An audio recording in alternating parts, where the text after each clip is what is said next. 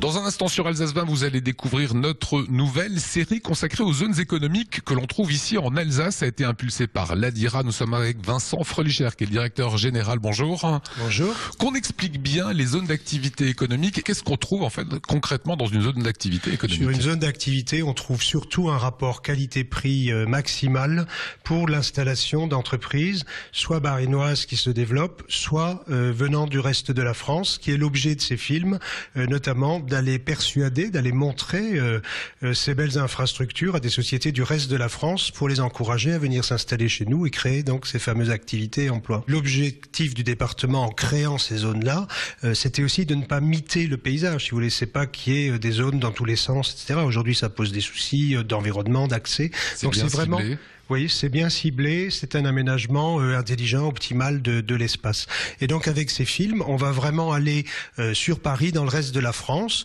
On a ciblé un certain nombre d'industries ou de secteurs économiques et leur dire, écoutez, venez vous installer en Alsace, vous êtes à la frontière de l'Allemagne, vous êtes au contact de pôles de compétitivité d'universités très intéressantes, vous avez une main-d'œuvre ici qui est qualifiée, des gens qui savent travailler, on parle plutôt encore l'allemand, l'anglais, etc.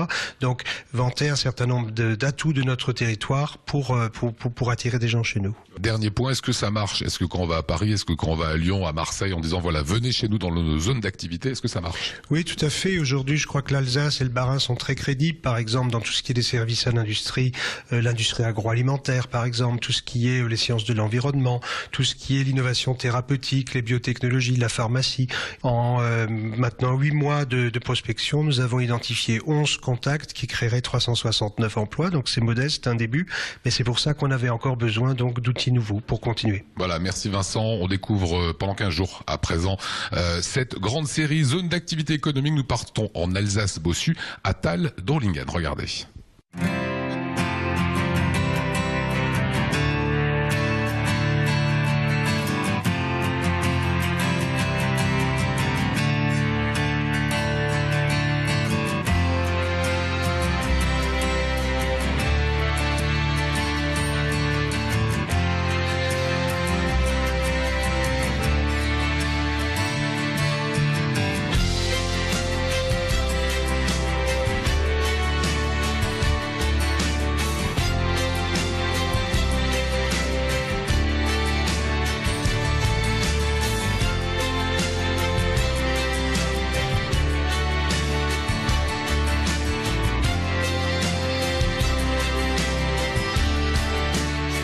L'emplacement est bien, il est situé à côté de l'autoroute.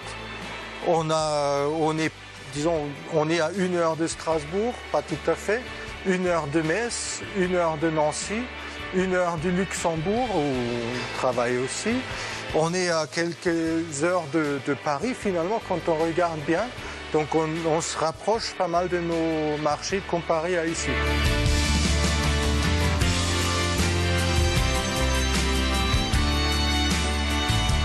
L'emplacement a aussi l'avantage qu'on peut garder ou continuer à puiser dans la main-d'œuvre locale.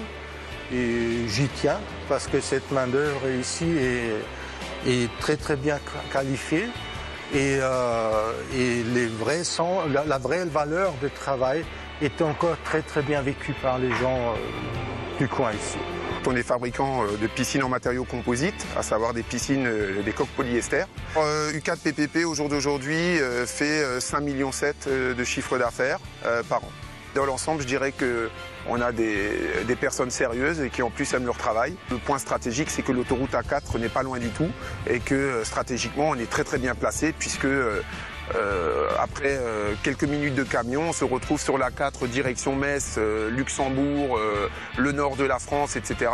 Ou alors dans le sens inverse, direction Strasbourg pour rejoindre l'axe Mulhouse pour desservir éventuellement même l'Allemagne ou la Suisse et l'Autriche.